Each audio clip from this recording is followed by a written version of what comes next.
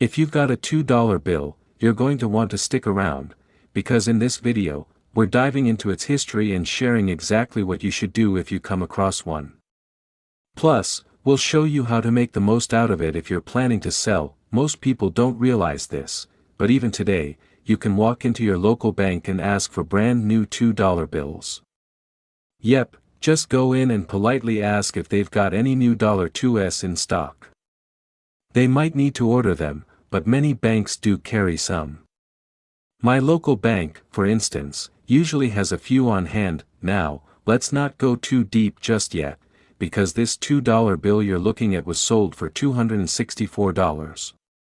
And here's how. One of the most important things that affects a $2 bill's value is its condition. That might sound obvious, but trust me, it's often overlooked. So if you find one, don't fold it, don't crumple it, and definitely don't tear it. This particular bill was graded by PCGS at a 67 ppq. That means no folds at all. But what really made it special was the little star at the end of the serial number. That star means it's a replacement note. During printing, if there's an error on a sheet, they scrap it and print a replacement. These replacements are marked with a star to help with tracking and prevent fraud. Not all star notes are rare, some have high print runs, but some are extremely limited. So always hold on to star notes. This one here, because of its condition and the star, was worth $264. Now take this other $2 bill from 2003. It sold for $550. Why? Let's break it down. First, look at the bottom right, you'll see the front plate position. That tells you where on the sheet the bill was printed. If you also see an FW there, like in this case, that means it was printed at the Fort Worth, Texas facility.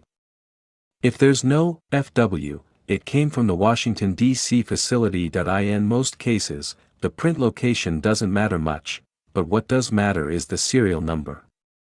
This one has a super low serial number with lots of zeros and just 94 at the end. Collectors love low numbers, and that's why this $2 bill fetched $550. Here's a whole different kind of $2 bill. This one's what collectors call a mini porthole note from before 1928, when bills were much larger. You've got George Washington framed like he's in a ship's porthole, with allegorical figures and ornate designs all around. These are sometimes called horse blanket notes because of their size. It also says silver certificate at the bottom. That meant you could exchange it for actual silver at the bank. Imagine that, hand in your $2 bill, walk out with silver. That's something we wish still existed today. This piece sold for $1,320, even though it had a fold in it. How do we know? Because it was graded a 58, just one fold away from an uncirculated 60. And if it had been a 60, it could have sold for at least $2,000. That's why, if you come across something like this, keep it safe and flat. Put it in a book if you don't have a protective sleeve, but don't forget about it. People have found valuable bills tucked away in old books before. It does happen. Next up, here's a stunning silver certificate from 1896, part of the educational series. This is a true piece of American history, graded a very fine 25. It probably passed through hundreds of hands before becoming a collectible. This one sold for $1,680, but better condition versions can sell for tens of thousands. Let's move on to a more modern one. This 1953 red seal $2 bill sold for $2,000. Why the red ink? That's because it's a legal tender note. Yes, it's still legal to spend it, but you shouldn't. For two reasons. One, it's worth way more than face value, and two, some clerks might not recognize it and call the cops on you. That actually has happened. Now this bill got a 69 ppq grade. 70 is a perfect score, and the main difference is often the margins. If you're going to get a bill graded, there are two things to look at. First, make sure there are no folds. That means it's uncirculated. Second, check the centering. The margins should be even on all sides, front and back. That's what boosts the grade. This one was almost perfect, and that's why it sold for more than $22,000. Just 1 point higher and it could have brought in up to $5,000 more. Compare that to this next bill, which sold for $13,200.